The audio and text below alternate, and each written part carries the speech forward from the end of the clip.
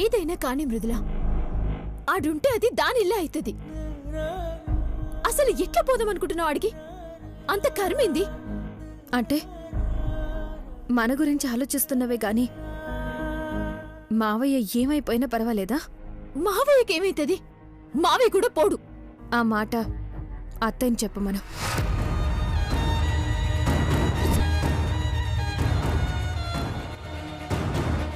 చెప్పత్తా, అసలు మావయ్య నాడికి ఎందుకు పొమ్మన్నావు? నువ్వు ఒక్క మాట చెప్పు. మావయ్య పోయే పనిలే, మనము పోయే పనిలే. మానసి, నిర్ణయం తీసుకోవడం జరిగిపోయింది. ఇంకా దాని గురించి ఆలోచించడం అనవసరం. నిజమే అత్తయ్య, మీరు తీసుకున్న నిర్ణయం కరెక్టే. మావయ్య గారు తలదించుకునే పరిస్థితి రాకుండా సరైన నిర్ణయమే తీసుకున్నారు. మృదులా, ఏమైంది ఈరోజు నీకు? ఇట్లా మాట్లాడుతున్నావేంది? కరెక్ట్గానే మాట్లాడుతున్నాను మానసి. ఇప్పుడు మావయ్య వెళ్ళకపోతే కనకం గొడవ చేస్తుంది. అప్పుడు నాకు తెలియకుండా పెళ్లి చేసుకున్నారు, ఆ వివాహం చెల్లదు అని అత్తయ్య కంప్లైంట్ ఇవ్వాలి. అప్పుడు దోషిగా నిలబడేదెవరు? మొదటి భార్య ఉండి కూడా ఆవిడ అనుమతి లేకుండా పెళ్లి చేసుకున్న మావయ్య.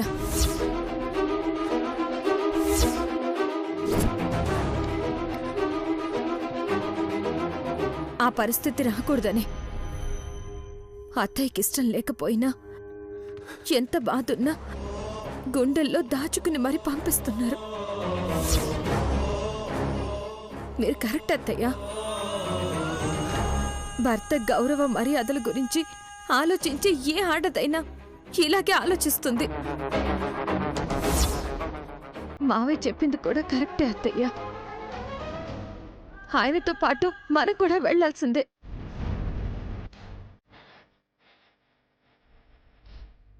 ఇప్పుడేమో అత్త చెప్పింది కరెక్ట్ అంటావు, మళ్ళీ అడిగి పోయినాక మావయ్య చెప్పింది కరెక్ట్ అంటావు, మళ్ళీ పోవాలంటావు. ఇప్పటికే జరిగిన దానికి పిచ్చి వేస్తుంది మృదులా. నువ్వు ఇంకా ఎక్కువ చేయకు. మానసి, ఊరికే టెన్షన్ పడకుండా కూల్గా ఆలోచించు, నీకే అర్థమవుతుంది.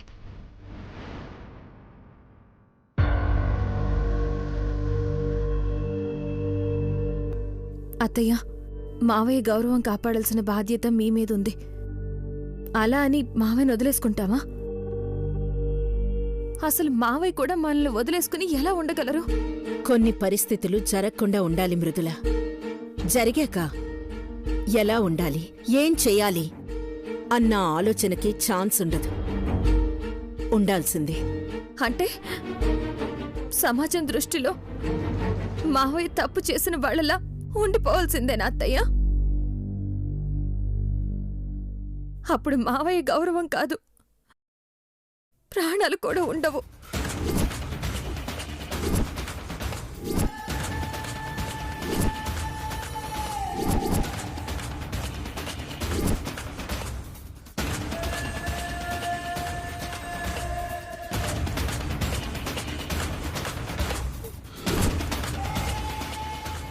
చూసారా, మావయ్యకి ఏదైనా జరుగుతుందనగానే ఒక్కసారిగా మీ ముఖంలో భయం ఎలా వచ్చిందో.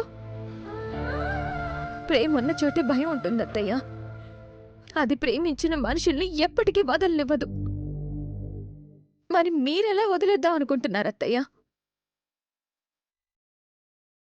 ఒకటి మాత్రం ఖచ్చితంగా చెప్పగలను అత్తయ్య, మనం ఇలాగే వదిలేస్తే మావయ్య బ్రతకరు, ఆ కనకం బతకనివ్వదు. కనకానికి కావాల్సింది ఆస్తి, మావయ్య కాదు. అందుకే మావయ్య నడికి పోకుండా ఆపాలి గాని మనం పోడిందే. వెళ్ళాలి మనసి. ఇక్కడే ఉండి ప్రతి క్షణం వచ్చే సమస్యలతో మనశ్శాంతిని దూరం చేసుకోవడం కంటే అక్కడికి వెళ్ళి ఆ సమస్యని పరిష్కరించుకుని రావడమే మంచిది. మనం వెళ్తున్నది ఉండడానికి ఇల్లు లేకో, బతకడానికి దారి లేకో కాదత్తయ్య, పోరాడడానికి వెళ్తున్నా. ఆ కనకం తీసుకుపోతున్న మన జీవితాల్ని సంతోషాల్ని తీసుకురావడానికి వెళ్తున్నాం. పోనీ ఇవన్నీ పక్కన పెడదాం అత్తయ్య. ఒక్కసారి మావయ్య గురించి ఆలోచించండి. కోర్టులో శిక్ష పడ్డ ఖైదీకి కూడా నిర్దోషిని నిరూపించుకోవడానికి అవకాశం ఇస్తారు అత్తయ్య. అలాంటిది మావయ్యకి మనం ఒక్క అవకాశం ఇవ్వలేమా?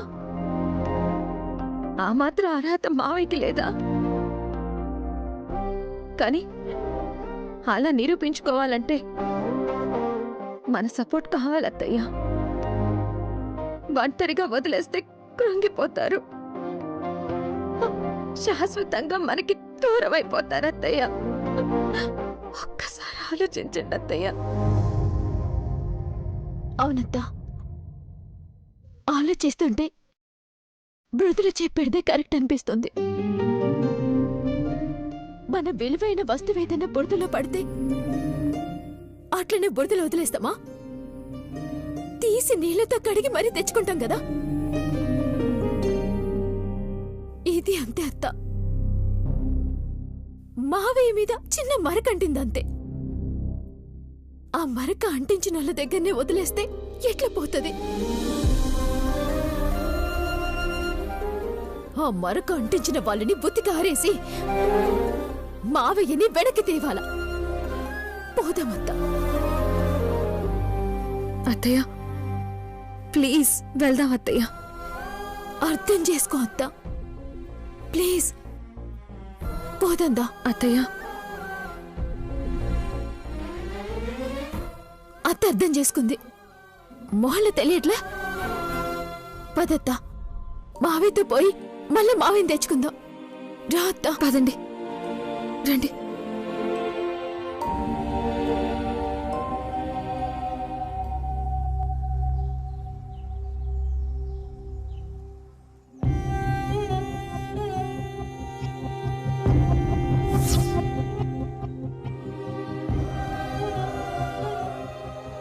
బ్రాహ్మణి,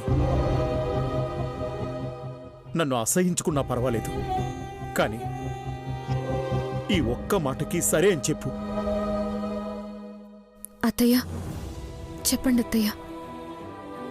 మీరు ఏ నిర్ణయం తీసుకున్నా ఆ నిర్ణయానికి మేమందరం కట్టుబడే ఉంటాం. చెప్పండి అత్తయ్య.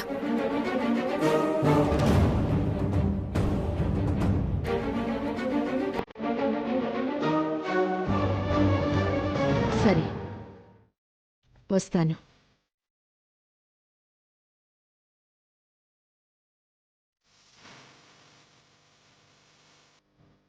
తన మెళ్ళో తాళి కట్టినప్పుడే ఈ బ్రాహ్మణి చచ్చింది.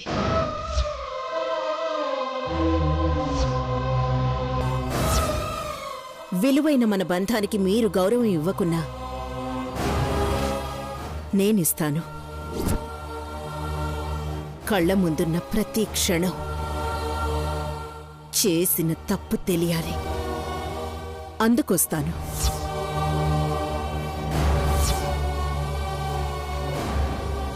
భర్తగా చేయెత్తి దండం పెట్టలేను గాని ఇచ్చిన విలువకు పెడుతున్నాను బ్రాహ్మణి.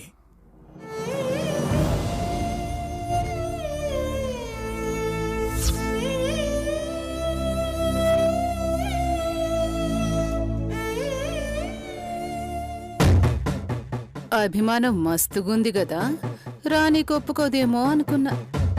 సర్లే, ఏదో ప్లాన్ మీద రానికి డిసైడ్ అయినట్టున్నారు. రండి చూద్దాం.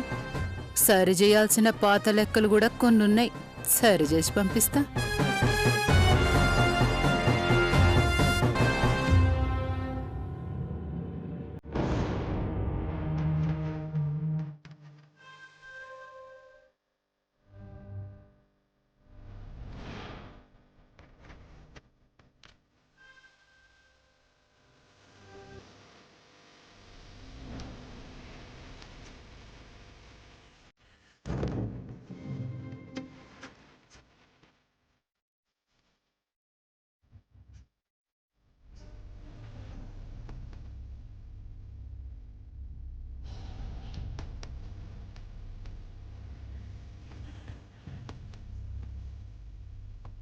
అనుబంధమే విడిపోయి నీ ప్రాణమల్ల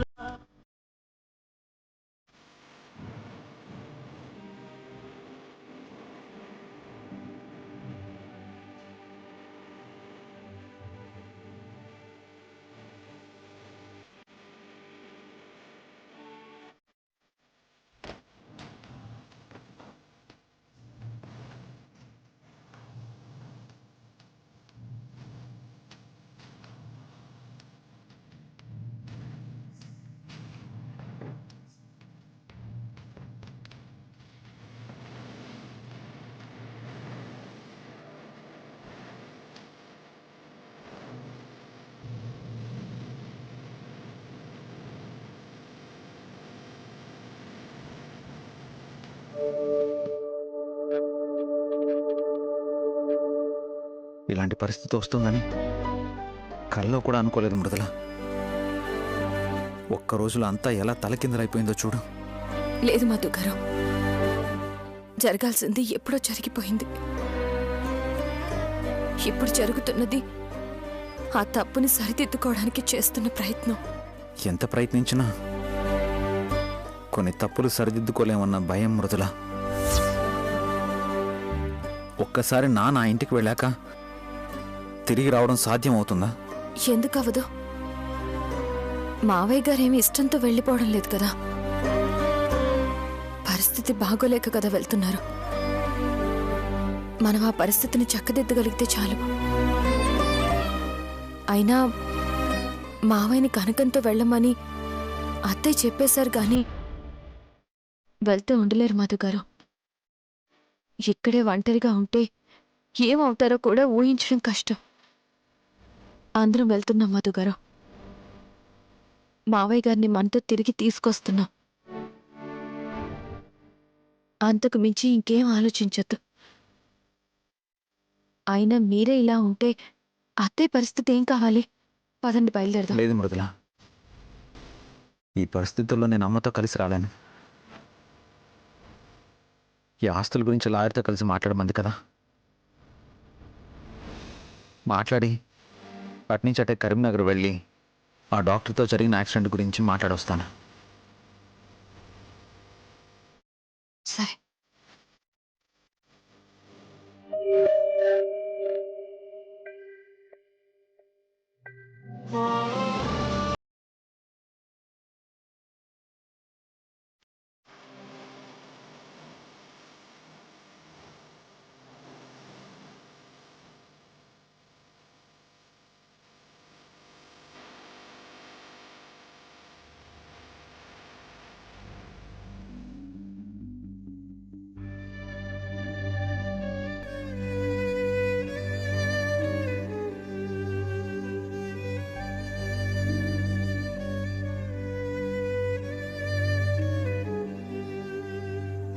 సారీ అత్తయ్య.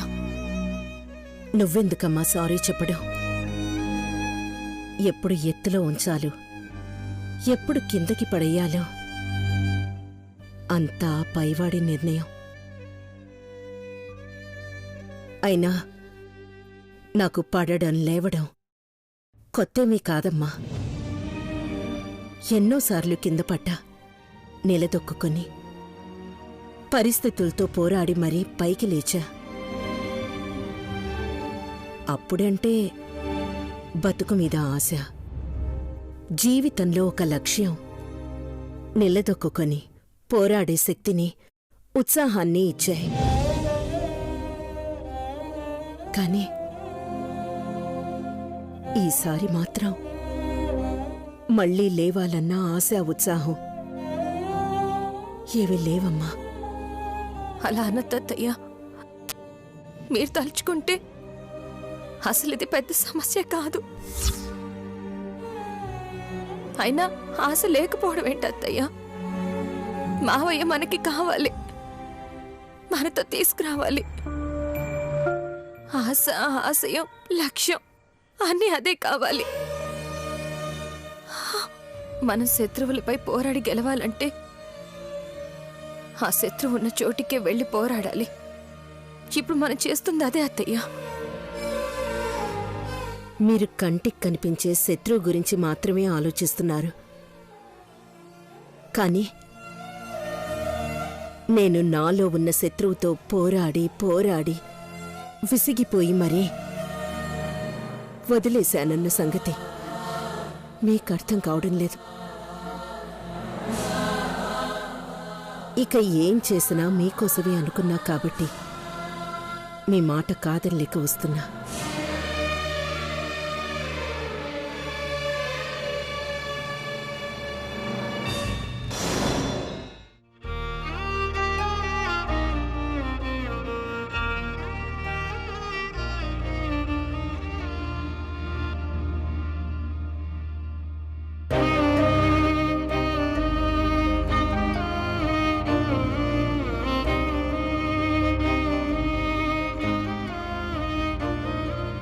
నా మనసు ఒప్పుకోవట్లేదు మృదుల. మాన్సి, అత్తయ్య నిర్ణయంలో అర్థం ఉంది. రాముడు అరణ్యం వెళ్ళాడంటే ఒక అర్థం ఉంది. తెలిసి శిక్ష ఎవరు వేసుకోరు. అలా వేసుకోవాలంటే ధైర్యం కావాలి, లెక్కకు మించిన మంచితనం కావాలి. నాకేదో అక్కనక ముందు తగ్గినట్టు అనిపిస్తుంది మృదుల. అత్తయ్య గారు సమాజంలో ఓడిపోవచ్చు మాన్సి, కానీ కృష్ణప్రసాద్ గారి భార్యగా బ్రాహ్మణీదేవిలాగా ఆవిడ్ని మనమే గెలిపించి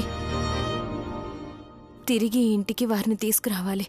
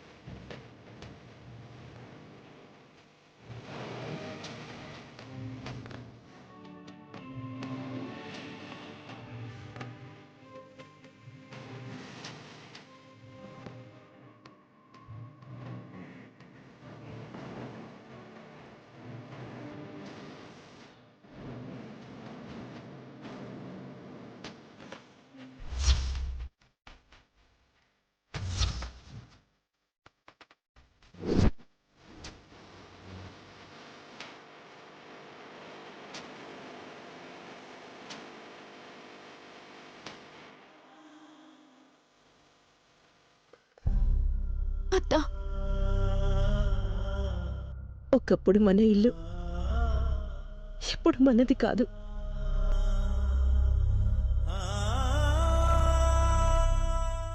నా భర్త నావాడు కాదు. మనవి అనుకున్నవి మనవి కాకుండా పోతుంటాయి. కానీ చెయ్యి జారిపోయాక కూడా ఇంకా వాటి చేరువలోనే ఉండాల్సి వస్తుంది చూడు. ఎలాంటి విచిత్రమైన తలరాత ఎవరికీ ఉండదేమో.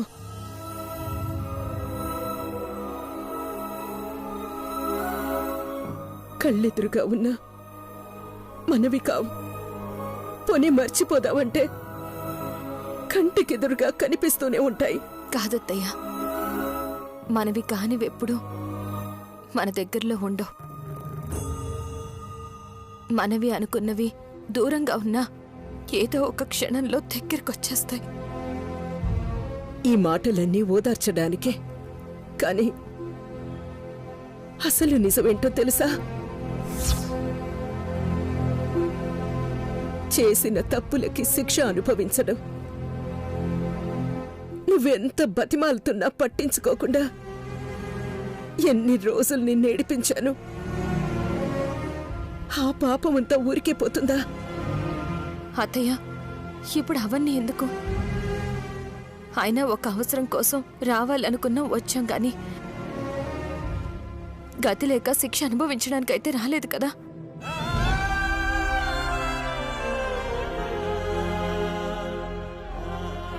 ఏ పేరు పెడితే ఏంటి, జరిగేది జరగక మానదు కదా.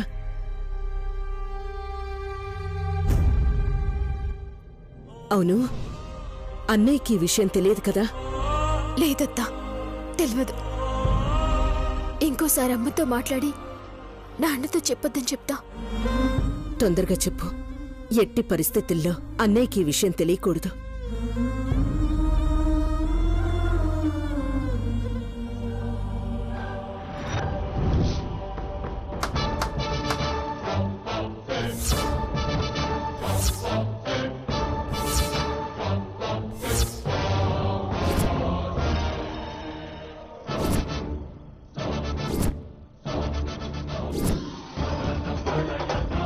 నిన్ను నీ ఫ్యామిలీని చూస్తాంటే ముచ్చడేస్తాందక్కా.